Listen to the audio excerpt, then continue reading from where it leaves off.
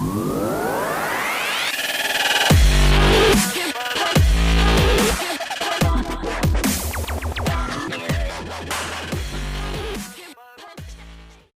right, guys, welcome to Better Be Different. My name is Derwin Chung. I'm a real estate broker, a world traveler, and an avid poker player. Hi, guys, and I'm John Chow, a lawyer and single father who enjoys leading an active lifestyle. Each episode, we bring you an inspiring or interesting person or message. Some say it's good to be better, but it's better to be different. Thanks for spending some time with us today. And now, let's dive right in. Hi, everybody. This is Derwin, and we have John. Hey, guys. Hi, everyone. Welcome back to our podcast, Better Be Different. That's right. Right? Today, we're going to be talking about something different. It's important in life, I think, and everyone's going to face this. And that's going to be overcoming obstacles. That's part of life. Thanks for joining us. Yeah, it's huge, right? Everyone's going to have obstacles they have to overcome in order to move forward, to succeed. There are those phrases, right? What doesn't kill you makes you stronger. Yes. Adversity builds character and all that. Right. And I think there's a lot of truth to that. Totally. I mean, just imagine if you had everything going for you, which is impossible. Like everything was perfectly smooth, right? You wouldn't really appreciate, how can I say this? Like there's no contrast in life. If your life is always constantly at a 10, let's say everything's just perfect, right? You can't maintain a 10 because your mind and your thoughts will always be at that level, and you can't tell the difference, right?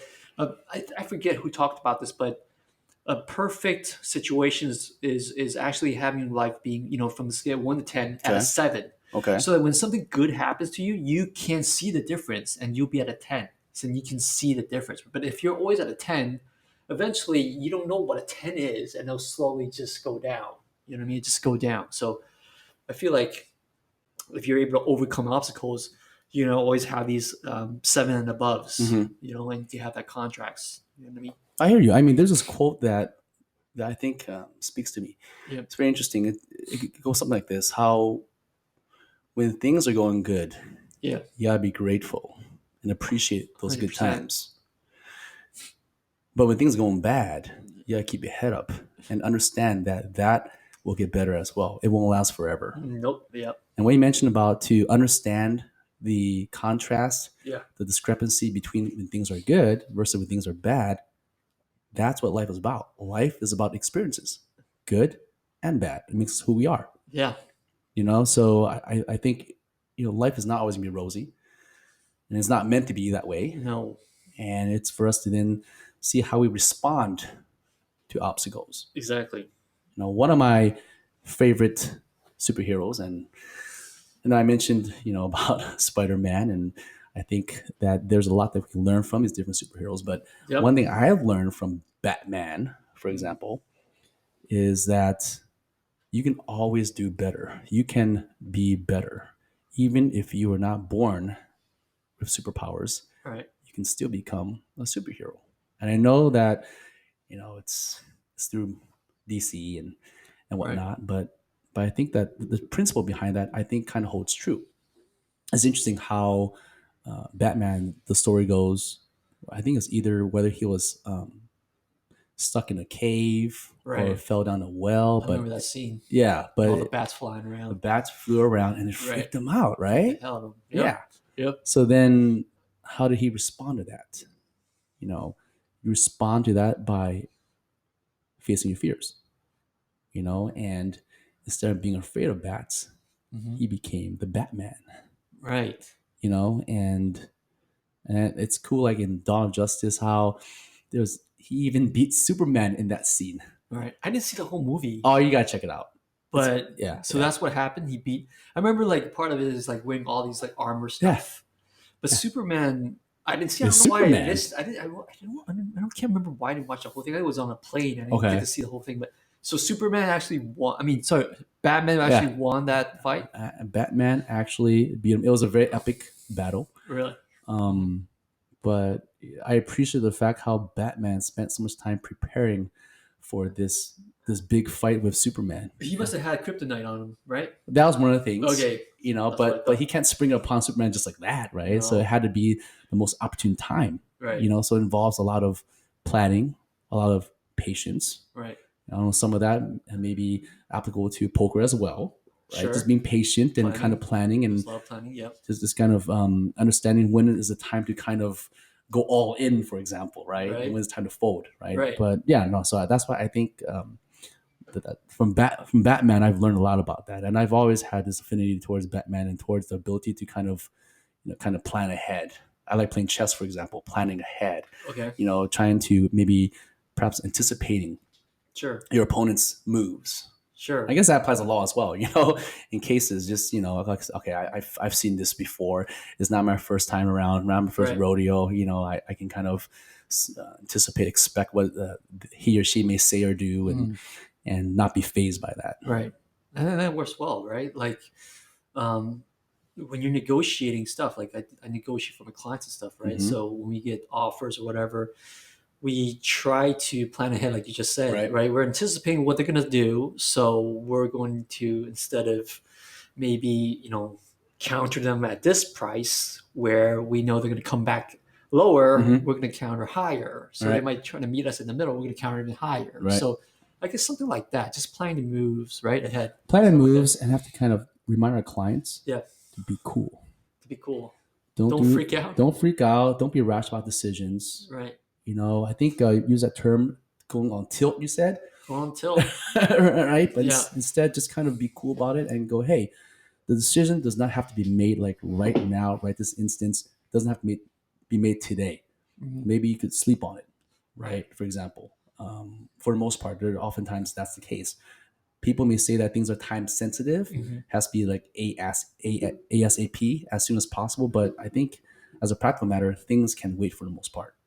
Right. So it's It's about not an understanding that. emergency. It's not an emergency. It's not like someone's going to die, right? Yeah, I mean that's why you got to be cool, because Yeah. if you be cool as well, then that also affects how the other side perceives you. Right. Because if you're going back to them like really fast, for instance, it might seem desperate, right? Yeah, you might Like, seem desperate. I'll say, wow, Right. I guess that was not a tough decision on your part. right. Maybe there's even more room that you have. That's as a- very similar to my real estate negotiations. and that right? applies to life in general, In right? So that's general. why there's so much applicable things that work in all aspects of, whether professionally, Mhm. personally, interpersonal relationships, skills, and all that. I think that is all on the table. Right. Right. I think no one wants to appear desperate. And if you appear desperate, then you've lost it. You appear desperate, or Yeah. it appears that you're weak, Right. that you are at a lower type of bargaining type of situation, and Right. yeah, I mean that doesn't bode well. That doesn't usually end too well. hmm So Batman plans ahead. That's what you're saying. Batman, among other things, yeah. Well, he's also a freaking billionaire, right? He's Well, got that money, helps. so that helps. But he buy works his out like a toys. beast. He does work out like a beast. I can do Right? that. So I think those are things that we can all do to improve ourselves. Mhm.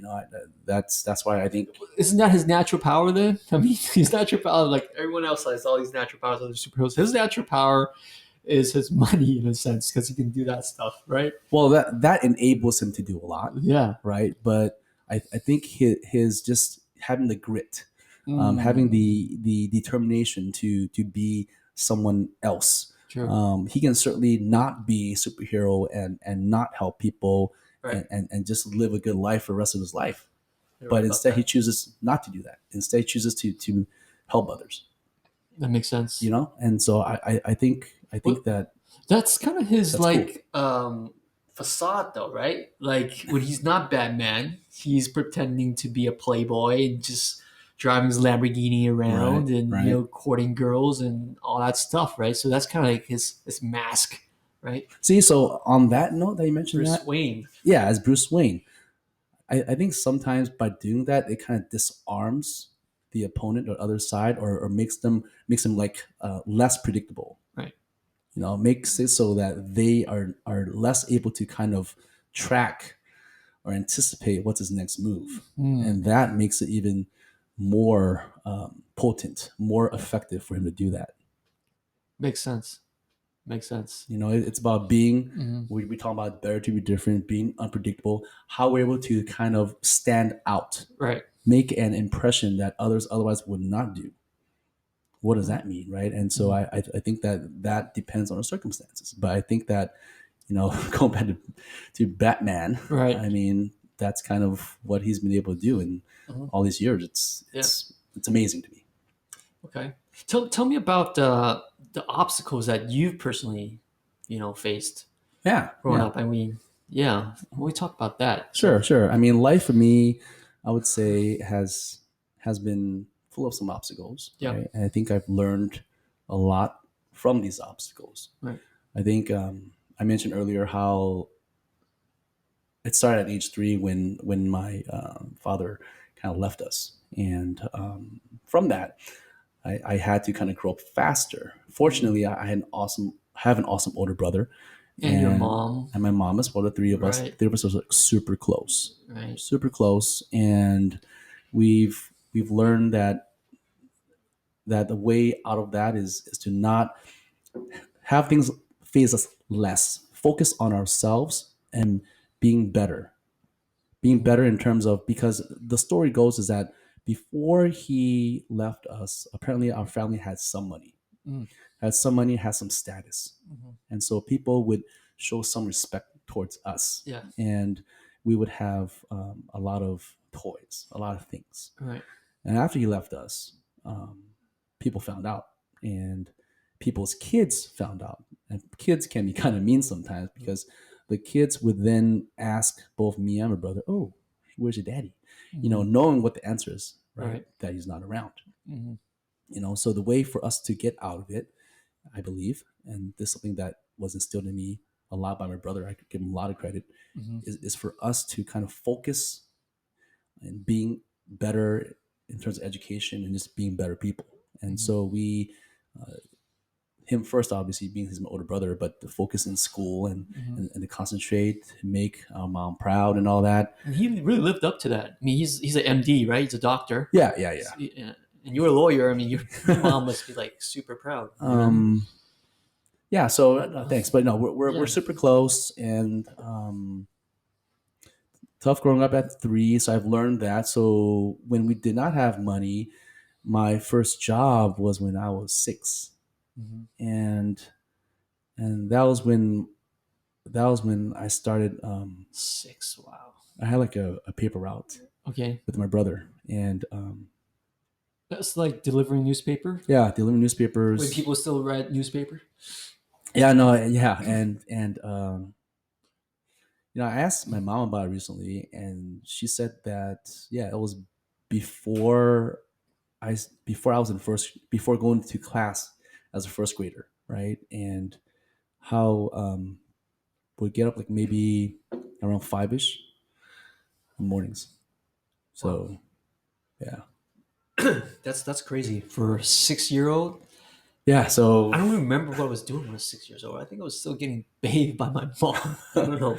Seriously, I don't remember. But but that's crazy. I mean, you just live through it. Yeah. You live through it, and you understand the value of money. Mm. I remember there was one time that a customer wanted to give like a tip. Hmm. Um, Fortunately, he lived just like a few blocks away from where home was for me at the All time, right. and so I remember I had to run home, and then I had to get change from my mom. Get change for your mom? Yeah, get change from my mom because he Okay. wanted a tip, but then we didn't have enough change for him to pay him back. Okay. But yeah, I remember that, and so the value of money is something that I will never take for granted. There's so much that money can do, but Mm. we need the money. But like I think you said earlier, Right. which is that money is not everything. Right. Money is definitely not It's not everything. everything. It helps. It definitely It's a helps. It's a necessity, necessity. but up to a Right. certain point. Right. I think no matter how much one has, Mm. the person, the money you can't take the money, from you. What was that? You can't take it with you, For sure. when you pass and all that. Obviously, there are a lot of things that you can do with it. But yeah, I mean, Mm. certainly, you know, no matter how much one has, the person can only eat a certain amount, Right. Right. Right. right? Right. Right. Right. Have That's a like certain lifestyle, right? That there's a saying, they're just saying, right? something What like was the that. And saying? I can't. I don't know. Is it like a Chinese saying or something like that? Let me think about it. It might be. It might be, It right? might be because like growing up, Yeah, I spoke to my mom in Cantonese, sure. and I still speak to her exclusively In in Cantonese, Cantonese. which is great. I mean, that's why you're bilingual, right? You're fluent in English and in Chinese because you made yourself speak Cantonese, right? Sort of, Well, so to yeah, speak. and when I was younger, I didn't appreciate that as much. Yeah, You know, I was like, oh wow, come on, you're in the U.S. right. You know, it's all about English and all that. But I tell you this, it is. I appreciate the fact that I am bilingual, Yeah, and huge. I think that if anything, it helps. It doesn't hurt. Yep. I appreciate it so much. I value it so much that I speak to my kids Yeah, it's pretty much huge. exclusively in Right. Because Cantonese. they're not going to have an issue speaking English. There's no problem, you know? There's no issue with that. So why not learn an additional language, Yeah, right? I mean, they're watching TV in English, they go to school, they learn English, right? So, yeah, the only time they can really learn another language naturally, organically, is through speaking to you at right. home, right? So So it makes so total sense. so I have a 7-year-old, Right. right? And last year when he was 6, Yeah. well, first of all, when he was 6, I would think sometimes, wow, to think like I started delivering newspapers when I was his age, that boggled my own mind, right? Right. But another thing that happened last year, which I thought was pretty interesting, was Mm-hmm. that I had to have a meeting with this reading teacher. Mm-hmm. And when we first met, the teacher said to me very slowly, What do you she mean? she said, she said, "Hi, I'm Mrs. So and So. What?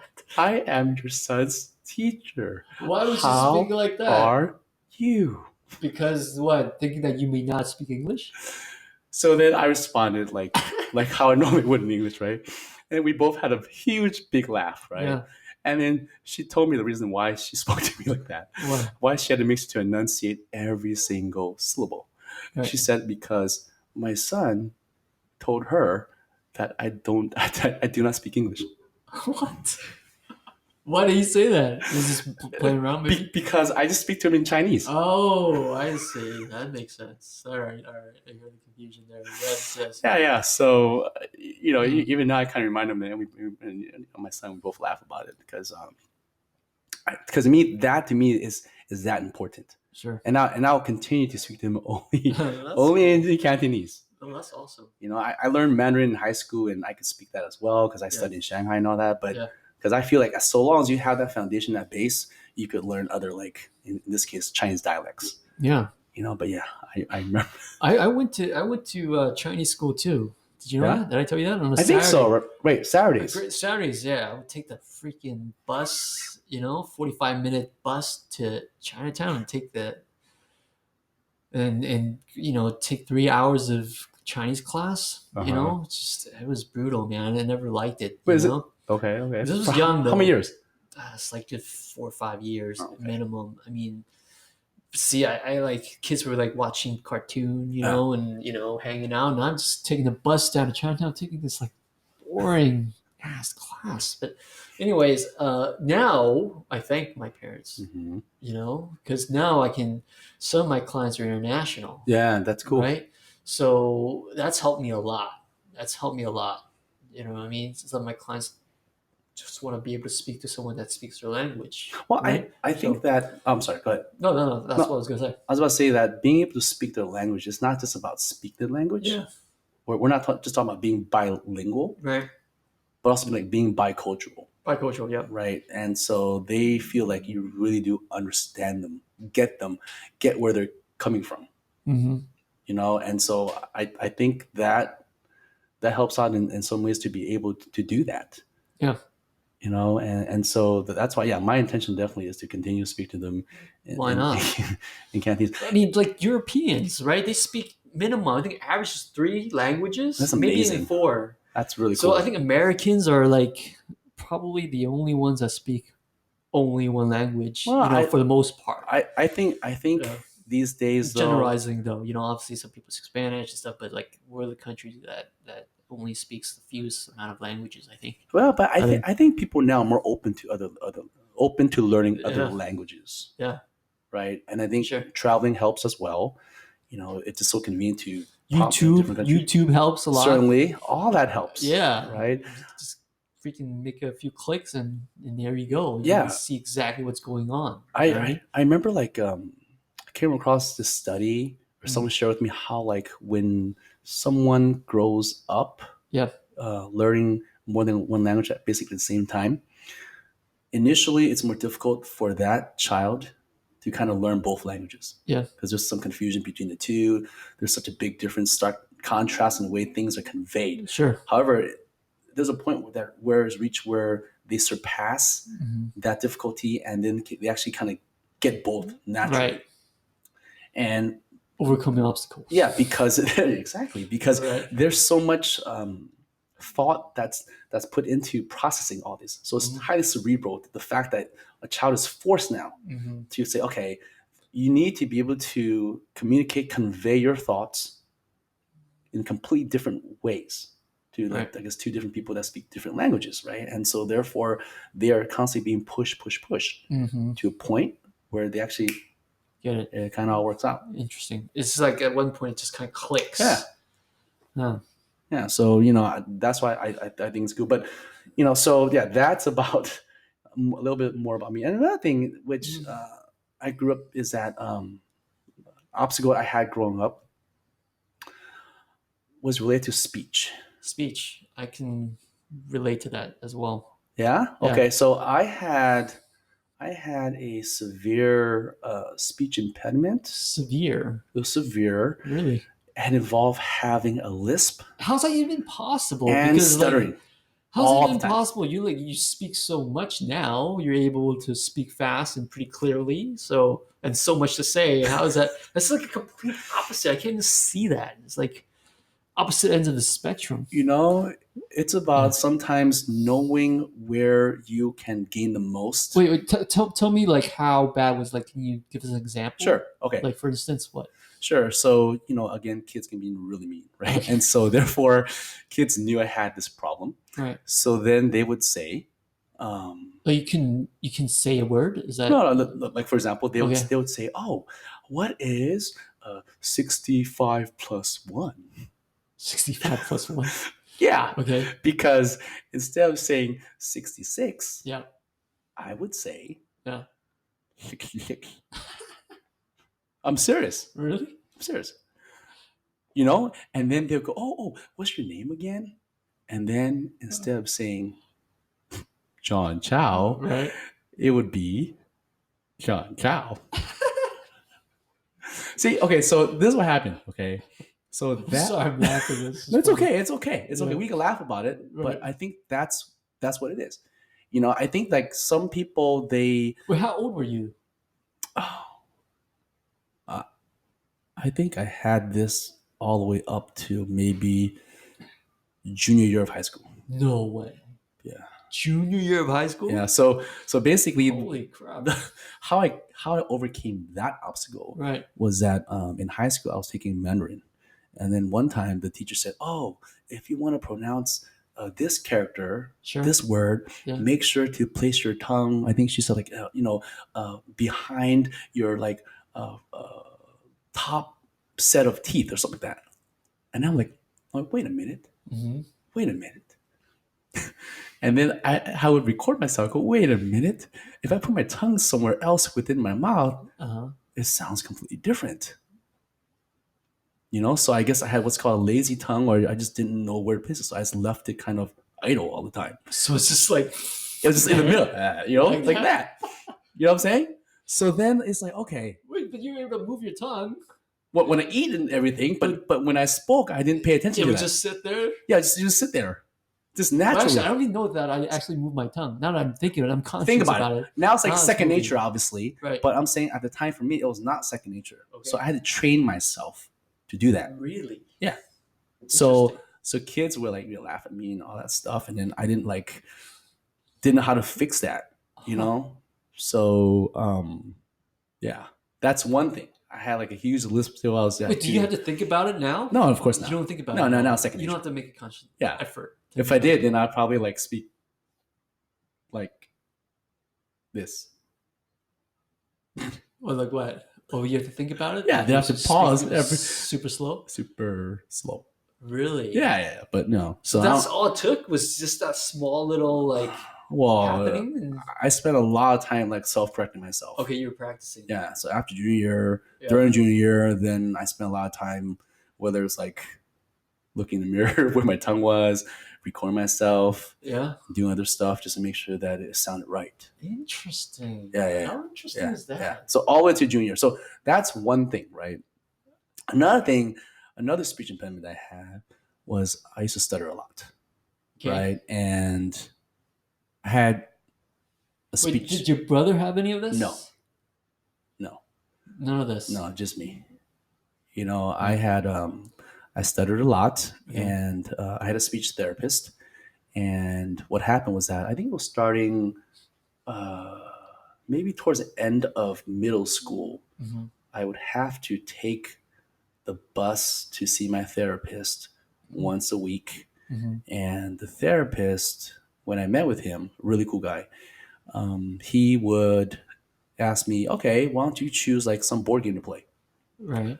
So then we would play, right? Right. And then he would ask me while we're playing, oh, you know, like, what do you do now? Whatever, right? And then I have to respond. But he goes, okay, hey, so why don't you like think about what you want to say before you say it? Kind of like be cool, right? Okay. Think about what you want to say before you say Right. it.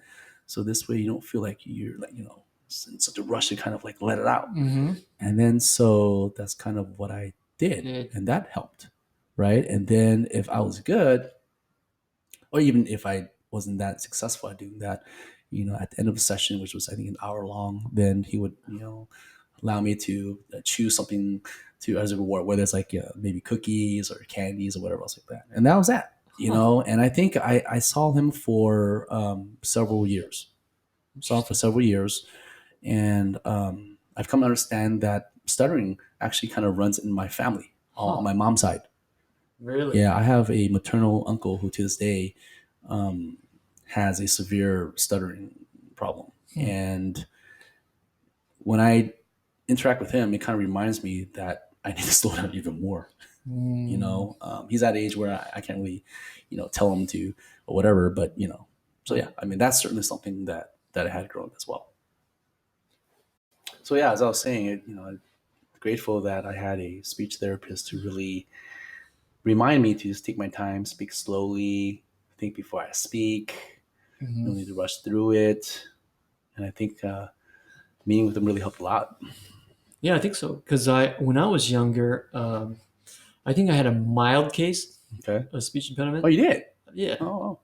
Mild case. I think to this day I'm still trying to improve. I think, you know, I think I would mumble my words, and it wouldn't be clear, and I would try to speak. I would try to overcompensate that by trying to speak faster. Speak faster would help compensate? And actually it didn't. Okay. I realized that it didn't, you know, because sometimes people can't hear me. I try to speak faster, think that they will hear me better, but that actually didn't work. So, you know, I never got help per se, but I learned to pronounce my words clearly, more clearly, and with intention, Okay. and slow down the pace. So I think that really helps, you know, when you're, I think what you just said, kind of planning slightly ahead of what you're going to say. Mm-hmm. You know, eventually it'll become second nature. Right. But I remember I didn't used to speak loud and wouldn't pronounce words, and people go, "Huh?" You know what I mean? And being in real estate actually made kind of forced me to get better at it. Okay. You know, because no one wants a real estate agent or broker to be not confident, right? You're selling them a lifestyle, you're selling them a house that they're going to spend all of their money on. Biggest right? investment, right? Biggest investment of their life. Right. So you have to be confident. You have to know what you're talking about. And you can't be, you know, shy in that sense, right? So you gotta really speak your words clearly and with the tonality that's at a level where they can hear without second guessing what you just said. Hmm. Does that make sense? Yeah, totally. Yeah. So my case, so I think to this day, I think there's room for improvement to speak more clearly. So yeah, work in progress. I've never noticed you mumbling actually. So that's interesting. That is interesting, right? So I think we all have flaws, Yeah. and as long as you work towards it and improve, Hmm. for the most part, people won't even notice that you ever had that flaw. Right. You know what I mean? That's Because because we're critical we're on critical, and ourselves. I think people maybe pay attention to other people's flaws because they have flaws themselves and they have things going on themselves, perhaps, unless it's like really pronounced Yeah, and it's really something that occurs all the time. Otherwise, people just kind of whether they dismiss it or they kind of whatever else, you know. yeah. On that note, I think also back then, I think one reason that contributed to me not speaking loud and clear and confidently when I was younger Uh-huh. was because I think I started puberty pretty late. Huh. You know what I mean? So my voice never really changed until everyone else's voice changed like 2 years Oh, before. interesting. So Okay. I remember when I started like when I was like in middle school or high school, it could have been high school, and my voice was still pretty high. And to this day, it's not very deep. I don't have a Uh-huh. naturally deep voice Yeah. like Sean Connery, Yeah, yeah, right? yeah. So like, but then yeah, I remember like you get to that age when you want to start talking to girls and stuff. And I remember very clearly, me and my boys were like out Uh-huh. with a group of girls, and Yeah. and then they were saying, your voice sounds like a girl's voice, So that stuck. Ouch. Yeah, yeah, that really stuck. And then yeah, I remember that was something that really kind of like, oh shit, I have to improve on that. You know what I mean? So thank God, naturally, it got deeper as I got older. Right, it finally became more of a guy's voice. So Very masculine. Nice. yeah, so Wait, that's so that's you're a that. late bloomer then? Was that You're a late definitely bloomer. definitely a late bloomer? Definitely, What do you mean definitely? You said definitely definitely because many times now. for sure. Because like I remember like people on the subject, right? Height. So I really didn't start growing. Like people, I think guys around eighth grade or ninth grade, when they come back from summer, they're like an inch or whatever taller. Hmm. It's Hmm. some crazy like height difference. But I didn't start growing till I was like in 10th grade, 11th grade. Huh. Okay. So I was probably might not be the shortest, but I was definitely on the shorter end Okay. compared to the rest of my friends in my class. So, I mean, now I'm 6'2", which is crazy. But when I was in 10th grade, 11th grade, my friends were at 5'10", 5'9", somewhere around there, and I was Yeah. like 5'6", 5'7", Yeah. which Yeah. is crazy if you think about it, right? Yeah. So, and I yeah, it was tough. You know what I mean? So, It was tough. so what happened? Like, what the summer of 11th grade? Just had a huge like growth It spurt. started to happen. It started to happen. There's some crazy phenomenon, almost like Were you eating more, doing something like stretching your body, I something. I thought I did all sorts of things. I think I started to obviously I started to play more sports. I don't know if that has to do with anything, but I read somewhere you got to eat a lot of string beans. You eat a lot of string String beans. beans. So someone told me if you eat, I forgot. I really forget where I got that from, but you got to eat a lot of string beans. That supposedly gets you to grow more. So I remember like one summer, or maybe more than the summer, but I started eating a lot of string beans. And It guess certainly what? helped. And guess what? I think I grew like an inch. I'm not One sure, inch? like a No. good crazy height, Okay. Okay. Okay. good Okay. crazy amount Okay. of height. Okay. It's just continued on all the way through college. I mean, I'm not saying it's solely because of that. But I don't know. Maybe I was just a late bloomer, and then I found string beans and kind of just attributed to that. But I It's kind of started all worked growing. out, huh? Kind of all worked out. It kind of all worked out, and I didn't. And then it worked out to a point where I didn't want to grow anymore. Huh? Is that crazy? What? So like now, like yeah, I love being my height now, but there was a certain point when um, I was taller than everybody. Mm-hmm. I was above 6 foot, Mm-hmm. and people kind of back then was like, when it was going up 6 foot, it's kind of like, oh, it's a good standard. And once you're above that, you start to think, is that too much? Is that too much? Okay. And then there was a point when I was like, shoot, man, I can't grow anymore. You don't want to grow anymore. Because Enough.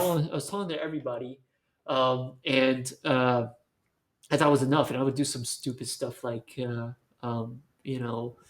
put like a pan over my head to as some superstitious stuff like you can put a pan over your head at midnight and then you'll stop growing, and it never really stopped until I was 25 years old. That's when I stopped completely growing. That's how crazy it was. When did you start eating the string beans? I stopped pretty quickly. I stopped pretty It quickly. was like a 3 month thing. It was Too like much string beans it was already. too much string beans, man. I thought I was turning green almost, but like, yeah, it was. That was quite interesting. You know what I mean? I was like, I was tall. I was taller than a lot of people. And um, I thought I just had too many string beans. I would never stop growing, and people didn't know that. I didn't like it. I didn't like it at Oh, all. so if you continue eating those string beans, who knows what might have Yeah, happened? You might have been man. like reached a 7 foot mark and all that. Who knows? Who knows? So that was something that I didn't really share with anybody. You know what I mean? Interesting. So I think that people always think that being tall is great, but it is. It is there's certain advantages, but sometimes not everyone wants to be tall. I think people don't realize that. Yeah. Do you have tall parents? My dad, he's 5'10". Right. He's definitely not short, but he's 5'10". He's not tallest. My mom is smaller. She's like 1.5, 5'2". So and see, growing up, my sister was always taller, and she got puberty. It happened to her much earlier. She's tall for a girl. She's 5'7", 5'8". Yeah. So I thought I had the shorter end of the stick. I thought I had my mom's gene. So that was quite interesting. Very interesting. Yeah. So Well, thanks for sharing. yeah. Wow. So no, I mean, on that note, yes. Wait, you said your mom's like 5'1", 5'2"? Yeah.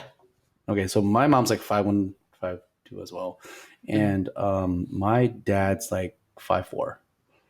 And I remember like growing up, I was like always class pictures, right? Always like standing in like the front right corner or front left corner, whether standing or sitting.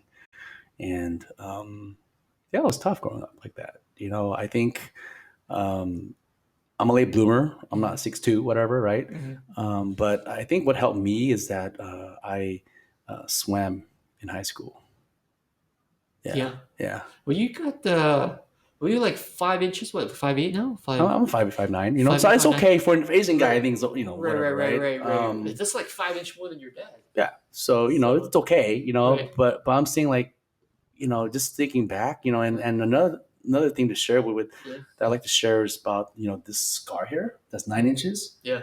We could talk about another time, right? But it's like overcome obstacles and like that's about life. Whether it's like things that you that are within your control, or things that are not within your control, you just try to make the most of it. Right.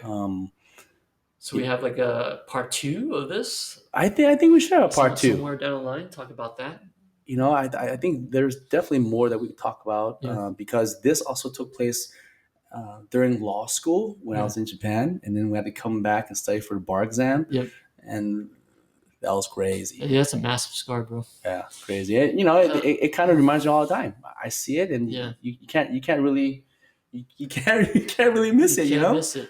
And I spent a lot of time making sure that, hey, this is my only body. I gotta make it count.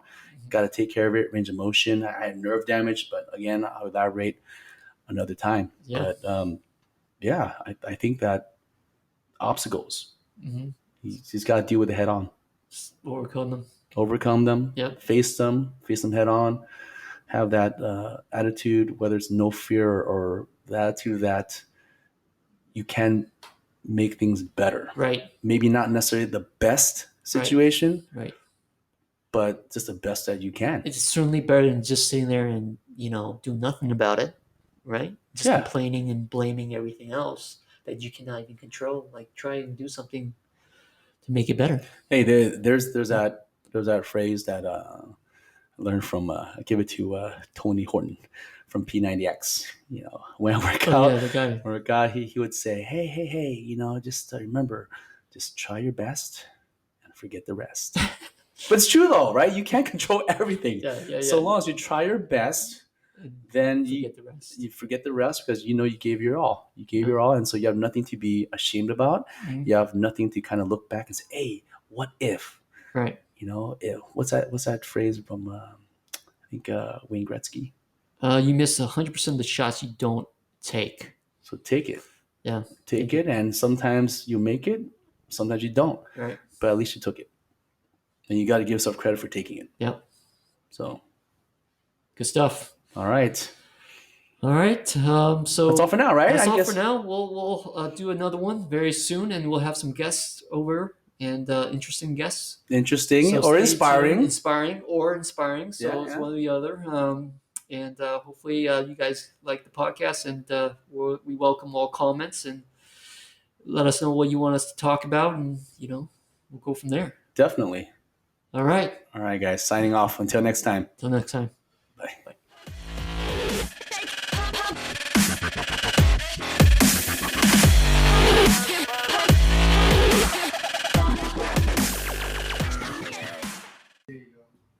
All right, thanks for listening. Make sure you subscribe to our channel and drop us a like if you're on YouTube or iTunes, and follow us if you're on Spotify. If you want to listen to our past episodes, find us on our YouTube channel at Better Be Different. Until next time, take care of yourself and each other.